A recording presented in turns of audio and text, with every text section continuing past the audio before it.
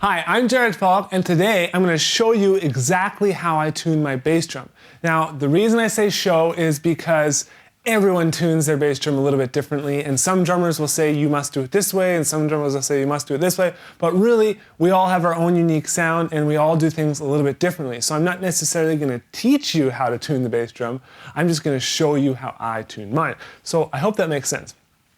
First of all, you'll notice here I'm using an Evans EMAD drum head. Now I'm going to actually be replacing this drum head with the exact same head. Okay, now an EMAD is a 10 mil head, one ply, and it actually has an external interchangeable dampening system. I hope that made sense there.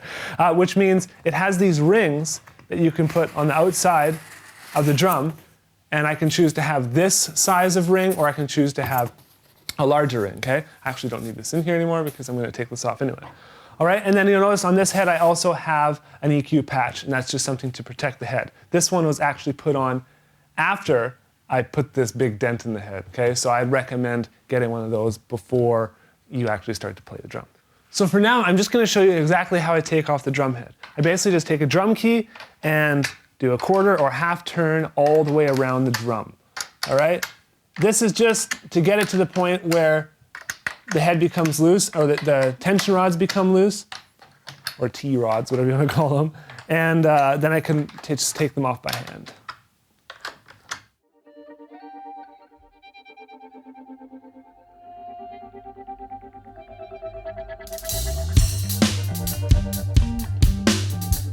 All right, now that I've loosened all the tension rods, I'm basically just going to take them all off, okay? Not everyone would do this, but with the bass drum, this is something that I like to do. Just take them all off on the ground, and then I just take my rim off. Put this on the ground, and then just remove the head, okay? There's the old drum head. You can choose to do with those whatever you want, all right? So now that I got the drum head off, I'm just gonna kind of make sure there's no big chunks or anything on the outside edge. You notice some dust there. You can do this with a cloth or whatever, and this is always a good time to polish your drums. So if you want to do that, that's totally fine. For the sake of time and for the sake of these videos, just to keep them kind of shorter, I'm not going to actually polish my drums right now. All right, so now that I got this, I'm just going to grab the other head. So now what I'm going to do is I'm going to make sure my Evans is right at the top and centered. I'm so OCD when it comes to this sort of thing.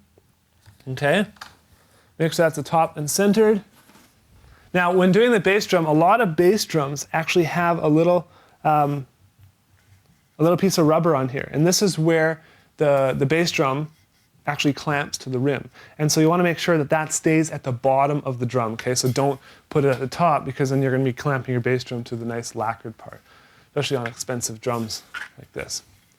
Okay, so now make sure that's right on the bottom. Centered. I usually look in between, there's two lugs here, so if I just center it in between there, I know that that's where the bass drum is going to sit, and that's where the pedal is actually going to clamp. Okay? So there we go. Now, as far as seating the drum head, this is something we do, this is something I do with snare drums, where I put my fist in the middle and actually stretch the drum head. I'm not going to do that with the bass drum head. I never really do. Some of you guys might say, oh, that's wrong, you should do it. And that's fine. If you want to do it, go ahead and do that. So now I'm just going to put these all back on top. All right, and I'm just going to hand tighten them as tight as I can go, just with my hands. Now it's important, you guys, if you, a lot of these have washers on there. You see like a little plastic washer here, okay? Make sure that when you take off the drum, you don't ever lose any of this stuff, okay? This stuff is what keeps the tension, what holds the tension, and it's all kind of necessary to keep your drums in tune, keep your drums sounding the best.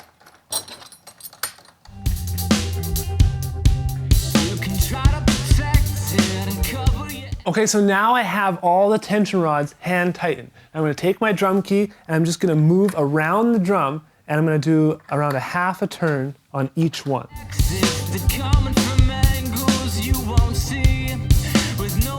All right, now with bass drum tuning, you don't necessarily want to always tune to a tone like we do with toms, or even sometimes we do with our snare drum and stuff.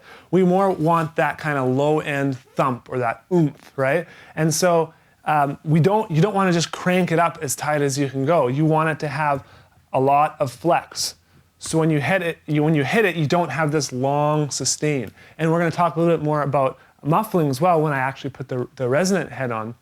Talk about what we do to trying to chop off the sustain or how we actually want it to sound. We don't want it to sound boing unless you are, specifically looking for that sound in some sort of orchestral music or some sort of jazz band or something like that, unless they've requested that. But for most pop music and for most music and studios or bands that you go and play with, you're gonna want sort of a specific just pop sound, okay? Now this, for me, from my experience, this tension is a little bit loose still. So I'm just gonna go around the drum one more time. Now another thing I wanted to mention, guys, is I'm a little bit old school. A lot of people like to use like a Tama tension watch, and that actually measures the tension of each tension rod, so you can always get the exact same tension. So I can tune it here to like whatever it is, 15, tune it here to 15, here to 15, kind of just like a tire pressure gauge. But in this case, I just tune it to my ear. If it sounds good, I like it. And that might be old school. You guys might want to try those tools, and that's totally cool. For these applications, I'm not gonna do that. Another thing you guys might have problems with is you might get ripples around the drum. And that could be any number of things. The bass drum hoop could be warped. It could be way tighter on one side and way looser on the other. And it's hard to actually tell you exactly what you need to do to get rid of that ripple. But let's say there were a ripple right here, and there was none over here. What I would do is I would tune up this one and these two around it. I would just crank those up a little bit. Not a whole lot, but just a little bit. Okay? And from here, you guys, that's all I do. You might want to tap and make sure that the tension is even and that the tone is even. But for me, that is all I do. And that's why I absolutely love these drum heads. So I'm gonna flip the drum over, I'm gonna put on a new resonant head, and then I'm gonna show you how it sounds and tweak it, and we can talk a little bit about what I'm doing there. So now I'm ready to tune the resonant side of my bass drum. I'm gonna do the same thing I did with the batter side and just slowly loosen all the tension rods.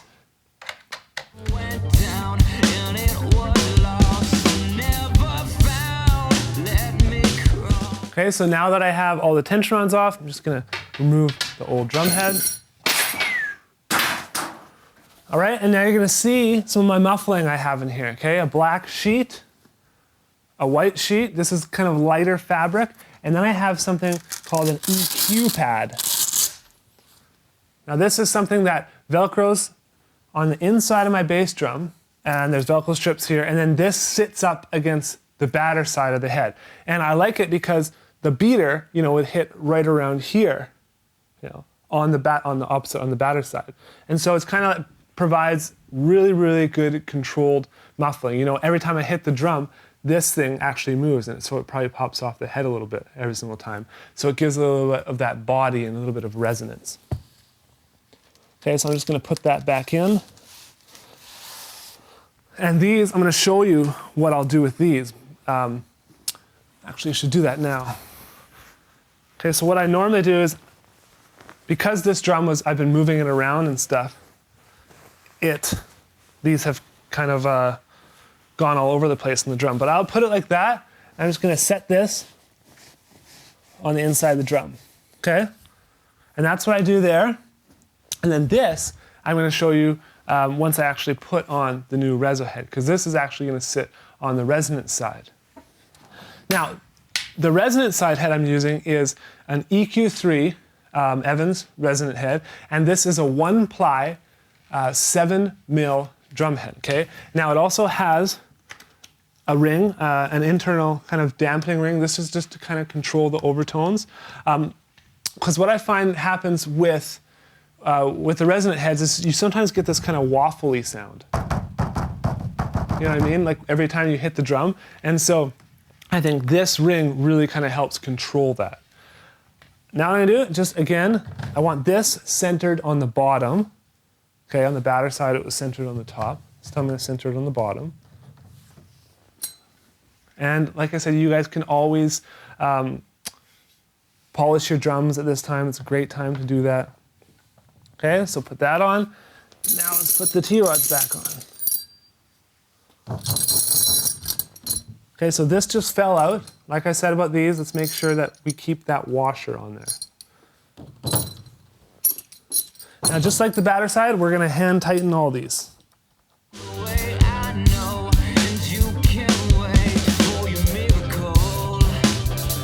Now I have all of the tension rods hand tightened, okay? And even with this one, I had to use this thing because I guess the tension rod probably needs some oil or something like that, which is something I'd normally do because it was kind of sticking, so I couldn't actually do it with my hands, so I just used the drum key. Now, one thing I want to say about the resonant head is I like to tune it higher than the batter head. And that's fine. What I find is if it's too loose, you kind of get that waffly sound that I was talking about earlier. And so I like to tune it up a little bit higher, get a little bit more tone out of the drum, a little bit more body, I find. And then I actually put this on the inside. I'll do it once I set the drum down. I put this on the inside and it sits against this side of the drum head. And I just think it controls it really, really well. It's still, the drum still has a lot of body, a lot of tone, and a ton of punch, okay? So now that I got these hand tightened, I'm gonna go around, just tighten these up.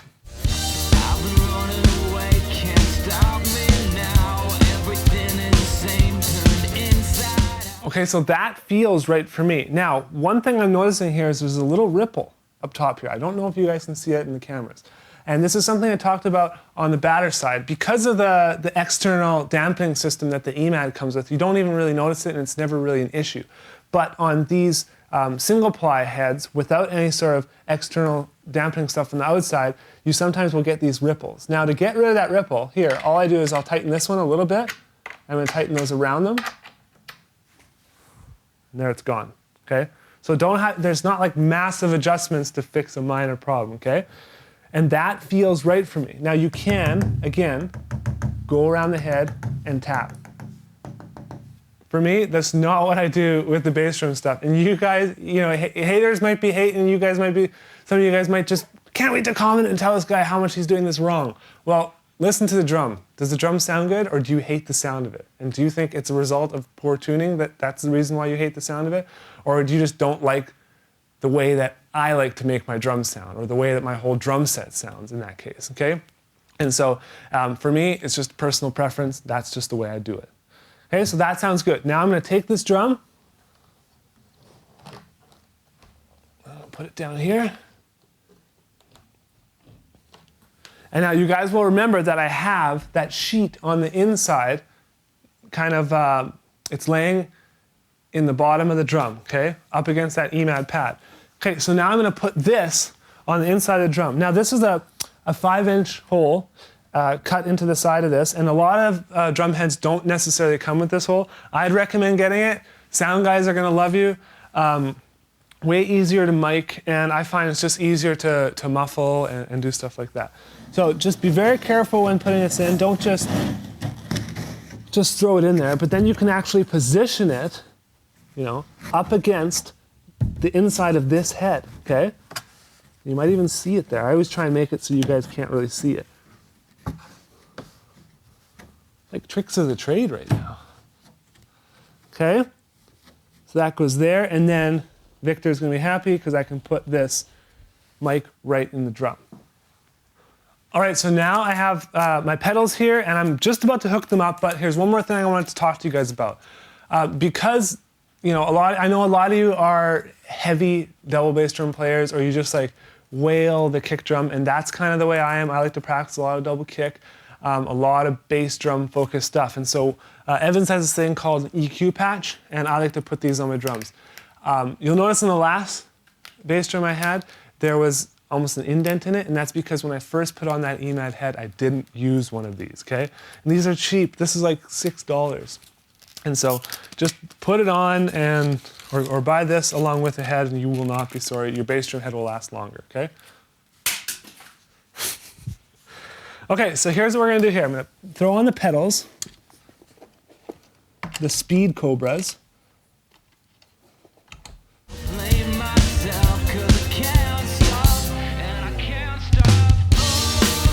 Tighten those up. Now I want to find out exactly where the bass drum beaters are landing, and I want this EQ patch to land right there, right beside them. Okay?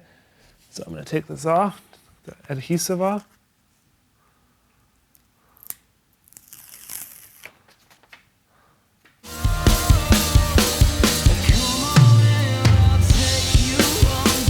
So now the EQ patch is on, and I'm ready to hear how this thing really sounds. So let's give it a hit.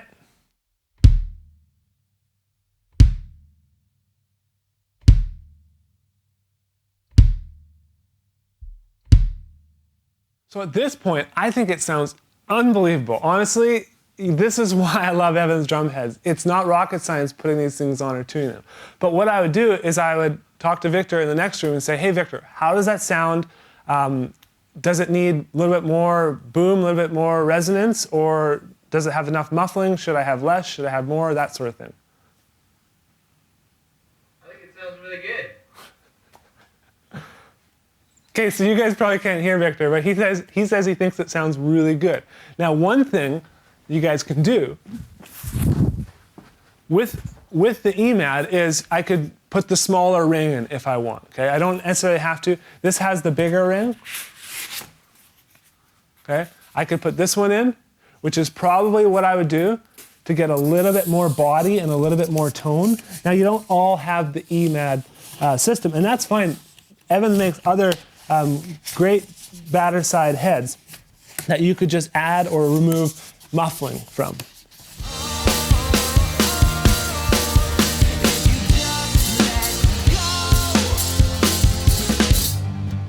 Now let's hear how it sounds with a little bit less external muffling. Sounds pretty good. So unless you're in the room, I know it's hard to hear, exactly what the drum is sounding like or how the drum is changing and stuff like that. But I hope this gave you a good indication of how I tune my drums. For those of you guys asking about, how your drum sounds so good, your drum sounds so good. It's like, I start with good drums, I put on really good drum heads, and then we have great mics and we run it through our whole audio system. Not putting tons of compression and tons of gating on them. Like, the drums sound fairly organic and very, very acoustic, very, very much like they sound if you were in the room, to the best of our abilities. All right, so that is how I tune a bass drum. If you guys have any questions, no matter where you're watching this video, please just leave them in the comments below. Okay, I'm online pretty much every day. I would absolutely love to chat with you guys about this topic. If you have any tips to add, if you do it a little bit differently or you found some cool tricks that maybe I didn't touch on today, please just share them below. That's what this is all about, sharing information, drummers, teaching other drummers, and drummers having fun together. So thanks so much for watching this video, guys, and I'll see you in the next one.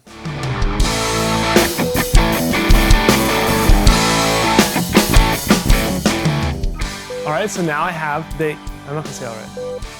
I'm gonna put this. Does it have enough muffling? Should I have less? Should I have more? That sort of thing. There's the old drum head. You can choose to do it with those